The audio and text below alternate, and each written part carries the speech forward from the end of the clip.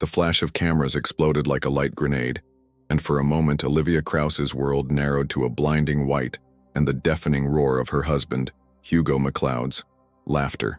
They stood on the stage of the city's most exclusive charity gala, an auction to which Hugo had donated an obscene amount of money, more to polish his image than out of any genuine sense of philanthropy.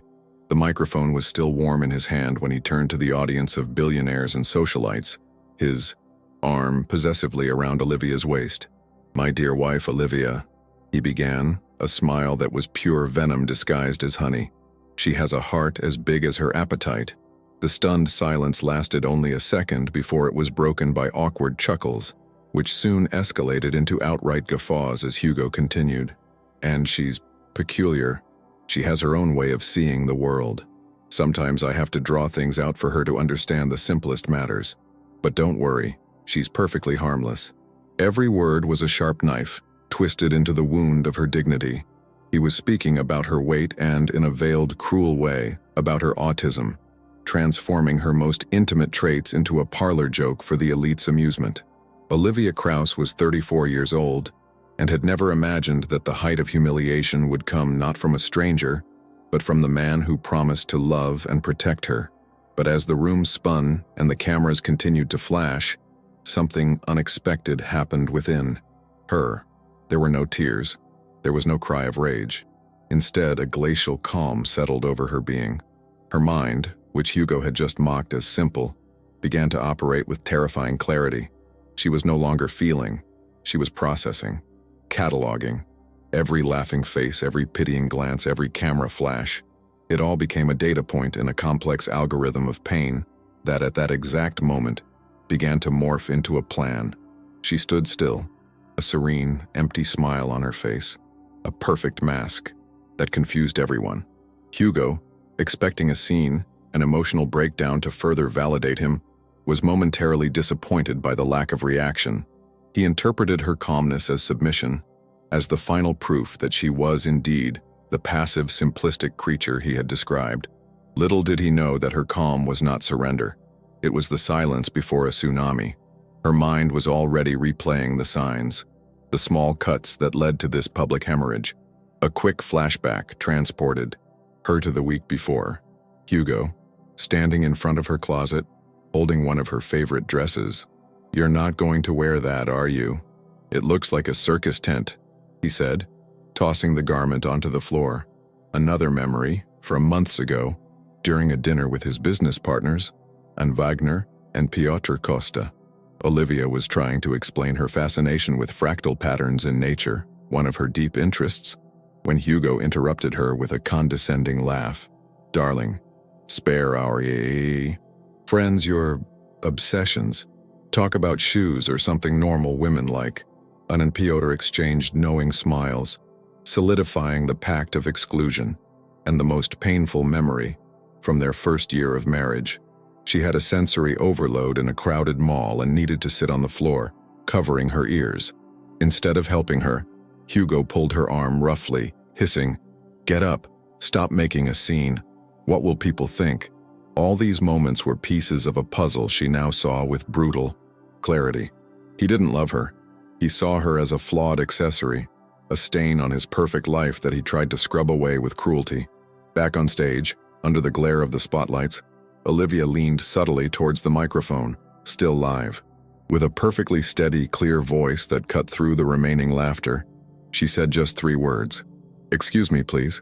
And then, with a dignity that seemed to come from another world, she turned and walked off the stage, through the ballroom. People parted, their faces a mixture of shock and curiosity. Hugo, caught off guard, shouted her name, but she didn't look back. In the cold marble hallway, away from prying eyes, she didn't run to the restroom to cry. She pulled out her phone and sent a single text message to a number saved under the code name Dragonfly. The message was simple: Phase 1, commence. As the laughter echoed behind her, Hugo MacLeod didn't realize he hadn't broken his wife. He had finally freed her. In that deafening silence of the marble corridor, Olivia Krause initiated the first step of a plan that would take years to execute, a plan that would bring his empire crashing down under the weight of his own arrogance. If this story of humiliation and the beginning of a calculated revenge has touched you, don't forget to subscribe to the channel, because what you just witnessed was not Olivia's end, but the beginning of Hugo's end, and you won't want to miss how an underestimated woman uses the very mind her husband scorned to dismantle his life piece by piece. The door to the luxurious apartment closed behind Olivia with a soft click, but the sound reverberated in her mind like the firing of a starting gun. The gala night had been Hugo's declaration of war. Her silent exit was the acceptance of terms. In the days that followed, the humiliation deepened. The story, embellished with malicious gossip, spread like wildfire through Hugo's social and financial circles. He, instead of apologizing, embraced the narrative. He was the powerful billionaire, saddled with a socially inept and emotionally unstable wife. He painted himself as a martyr, a patient man dealing with a burden. At home, the cruelty intensified. He canceled her access to her small art studio, one of the few places she felt at peace, calling it a waste of space and money. He controlled every penny, forcing her to ask for permission to buy groceries, a petty exercise of power that delighted him. "See, Olivia," he said, one evening, tossing a bank statement onto the coffee table. "Without me, you're nothing. You can't even manage a household. How would you survive in the real world with that scatterbrained head of yours?" He underestimated her so completely it was almost comical. What he saw as a scatterbrained head was in fact a brain that operated at a level of detail and focus he could never comprehend. While he saw her curled up on the sofa, reading what he thought were silly novels, she was, in reality, devouring books on corporate law, international finance, and cryptography. Her autistic hyperfocus, which he always scorned, became her secret weapon. She could spend 12 hours straight studying complex financial statements without fatigue, finding anomalies and patterns that would go unnoticed by seasoned accountants. Hugo, in his arrogance, continued to conduct his business in front of her, talking on the phone about offshore accounts, shell companies, and shady deals, convinced she was incapable of understanding a single word. He didn't know that her mind was like a high-fidelity tape recorder, capturing every name, every number, every piece of information. She began to build a mental archive, a fortress of data about Hugo's double life. The messages he sent, mocking her to his friends, were discreetly saved to a secure cloud. "The whale has beached herself on the sofa again," read one message to Piotr Costa.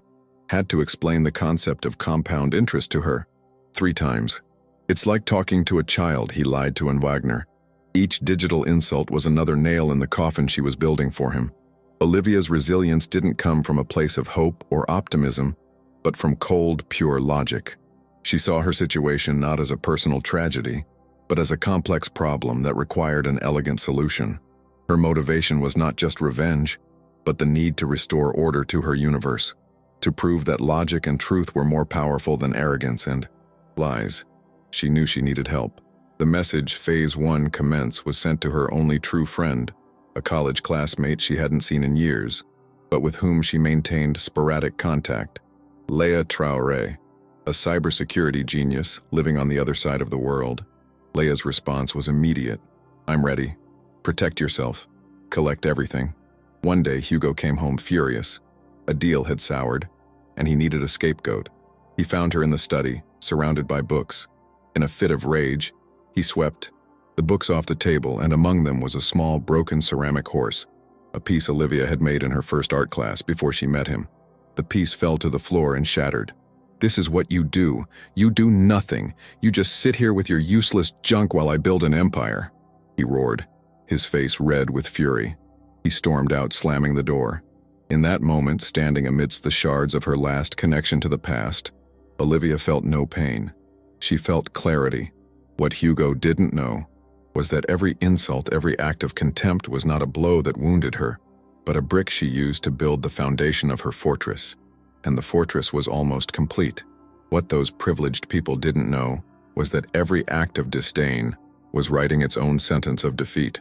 For a moment, as she lowered her head to look at the shards on the floor, Hugo, if he had been there, would have thought he had broken her spirit. But those who know true strength know that it grows precisely in silence, in observation, and in meticulous planning. Olivia's departure was not an act of passion. but a military precision operation. Hugo was on a 3-day business trip to Zurich, a trip he had announced with his usual arrogance, detailing his itinerary and meetings. He had no idea that every word he spoke was tactical intelligence for her. The morning after his departure, a nondescript car stopped in front of the building. Olivia stepped out, carrying only a small carry-on and a laptop backpack. Inside the backpack there were no clothes or personal items, but rather several encrypted hard drives containing years of silent observation, digital copies of every financial document that had passed through that house, audio recordings of his incriminating phone calls, and a complete file of his digital communications. She left everything behind. The jewelry, the designer clothes, the expensive art. They were his things, symbols of her gilded cage. She only took what was hers, the truth. Hugo returned and found the apartment immaculate, but empty. Initially, he felt a flicker of annoyance. She's probably gone to visit her mother without telling me. Typical, he grumbled to himself. The rage only came on the second day when he realized she wasn't coming back. It was a narcissistic fury, hurt not by her loss, but by the audacity of her departure. He, Hugo MacLeod, had been abandoned. The humiliation was unbearable. The poor autistic girl thinks she can hide. He laughed. On a call to Piotr Costa. She'll be out of money in a week and crawl back. I'll make sure she never forgets her place. He hired the best private investigators, but they found nothing. Olivia, with Leah Traore's help, had created a new digital identity, moving through the internet's shadows like a ghost. While Hugo searched for her, Olivia was on the other side of the country, in a small, anonymous apartment. It was there that she met Leah in person for the first time in a decade. Leah, a vibrant, quick-witted woman, looked at the data Olivia had collected with a mix of horror and professional admiration. "Olivia, this is a gold mine," Leah said, her fingers flying over the keyboard. "He wasn't just being a horrible husband. He was running a criminal empire. Tax evasion, money laundering, market manipulation. He documented it all. Their plan began to take shape. It wouldn't be a messy, public court battle over divorce. It would be a controlled demolition." Olivia, with her photographic memory and ability to see connections, guided Leah through Hugo's complex web of shell companies. "Remember that call in May last year?" Olivia would say, her eyes closed, accessing her mental archive. "He mentioned Operation Andromeda. It was a code name. Look for transfers to an entity in the Cayman Islands called Andromeda Holdings that same week." Leah typed furiously, and moments later, a predator's smile would appear on her face. "You're incredible. Found it. It's the central hub of the entire money laundering scheme." Hugo, feeling powerless to find her, intensified his smear campaign. He gave interviews to gossip blogs, painting Olivia as a mentally unstable woman who had suffered a psychotic break. He sent messages to her old number, cruel texts that she received and methodically archived. "Hope you're enjoying being a nobody. Remember, every breath you take is because I allowed it." Their first victory was subtle. Using a pseudonym, Olivia wrote an incredibly detailed financial analysis article for an obscure but respected investment blog, exposing vulnerabilities in one of Hugo's flagship companies. The article made no accusations, just presented facts and patterns. The market reacted. The company's stock dropped by 5%. Hugo blamed market volatility, never suspecting the source of the hit. It was a warning shot he didn't even hear. The stage for the final act was being set, and the protagonist didn't even know she was in the play. In the small makeshift office, Leah pointed to a screen covered by a complex flowchart. "This is it. We've found the weak point, the key to everything. A single transaction that connects his tax fraud to market manipulation. It's the keystone holding up the entire house of cards." Olivia looked at the screen, her face calm, but her eyes burning with the intensity of 1,000 suns. "Hugo always said the business world was a chess game for giants," she said, her voice a steady whisper. "What he didn't understand is that I don't play chess. I build the board. And now, it's time to remove the king piece." The date was chosen with surgical precision, October 15th, the day of the Global Innovation Forum, where Hugo MacLeod would be the keynote speaker. It was the zenith of his career, the moment he would announce the merger that would make him not just a billionaire, but a financial legend. He strode onto the stage to thunderous applause, the epitome of success and power. His suit was impeccable, his smile radiant. He reveled in the crowd's adoration, completely oblivious to the fact that his world was about to be annihilated. In an apartment thousands of miles away, Olivia and Leia watched the live broadcast. On the table between them sat 2 laptops and a cup of chamomile tea for Olivia. "Ready?" Leia asked, her hand hovering over the enter key. Olivia merely nodded, her eyes fixed on Hugo's arrogant figure on the screen. It was 10 out a.m. Hugo began his speech. "Innovation isn't about technology," he boomed. "It's about vision. It's about having the courage to see what others don't." At 10:02 a.m., Leia pressed the key. The first wave of the attack was unleashed. The Financial Chronicle, the world's most respected business newspaper, published a front-page exposé on its online edition. The headline was explosive. "McCloud Empire built on massive fraud. Leak exposes decade of tax evasion and money laundering." The article, authored anonymously, was devastatingly detailed, including copies of Cayman Islands bank documents and internal emails that could only have come from within. On stage, an aide rushed up to Hugo and whispered something in his ear. Hugo's smile faltered for a fraction of a second before he recomposed himself and tried to continue. At 10:05 a.m., the second wave hit. A coordinated Twitter campaign with the hashtag McCloud Money Laundering exploded globally. The first tweet contained an audio file. It was Hugo's voice, crystal clear, recorded during a phone call in his home office. "Of course it's legal," his arrogant voice echoed. "Everything is legal when you pay the right lawyers to write the laws for you." Other clips followed, one after another, every 30 seconds. Hugo mocking regulators, planning how to hide profits, discussing stock manipulation. The audience in the auditorium began to whisper. Cell phones lit up everywhere. Hugo's face shifted from annoyed to confused. He stammered, losing the thread of his speech. At 10:10 a.m., the knockout blow came. Leia executed the final command. A massive data package, perfectly organized and indexed by Olivia, was simultaneously delivered to the servers of the IRS, the SEC, and financial regulatory agencies in 3 different countries. It wasn't an anonymous leak. It was a complete dossier, complete with a step-by-step guide to Hugo McCloud's crimes. On screen, the chaos was total. The event was halted. Hugo's business partners were seen rising and leaving in a hurry. His face, now displayed on the giant screens, was a mask of pure panic and impotent rage. He knew. Somehow, he knew this was her doing. Olivia watched it all unfold without a single change in her serene expression. There was no triumph in her eyes, only the quiet satisfaction of a complex equation finally solved. When the broadcast cut out, showing an event logo, she picked up her phone.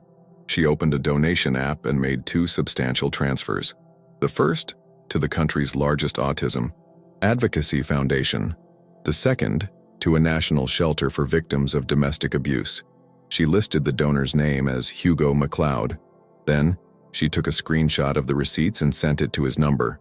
No words, just the image. It was her single final communication with him. The man who had built an empire based on image and intimidation was undone, not by a corporate rival, but by the meticulous notes and unshakable memory of the woman he considered flawed and inferior. Cold, calculated. Justice had been served, but Olivia's story was far from over. For as the world watched the spectacular downfall of a corrupt billionaire, she was focused on her next project, building something far more valuable and lasting than the money he had lost. And the world was about to see what a peculiar mind was truly capable of. 5 years later, the name Hugo McCloud was little more than a cautionary anecdote, a story whispered in country clubs and boardrooms about the perils of arrogance. After a trial that exposed every detail of his fraudulent life, he was convicted and served his time. He emerged from prison a broken man, stripped of his fortune, his reputation, and his friends. And Wagner and Piotr Costa, who had once laughed at his cruel jokes about Olivia, were the first to testify against him in exchange for immunity. Today, Hugo lives in a small rented apartment, a ghost haunted by the empire he lost.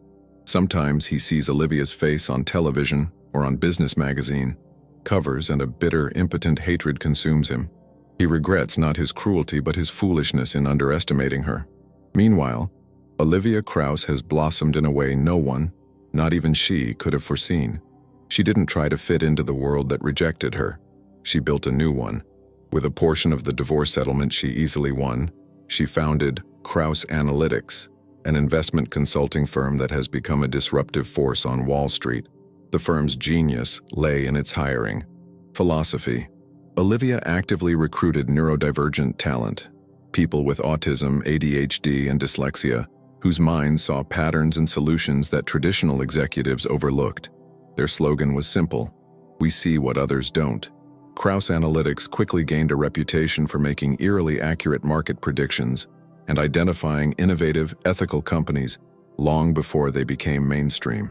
Olivia became a passionate and eloquent advocate for neurodiversity in the workplace. She didn't talk about tolerance, but about competitive advantage. For years, the corporate world tried to force everyone to think the same way. She said in a famous TED Talk, they were throwing away their greatest assets. True innovation doesn't come from conformity. It comes from diversity of thought. She hadn't changed who she was.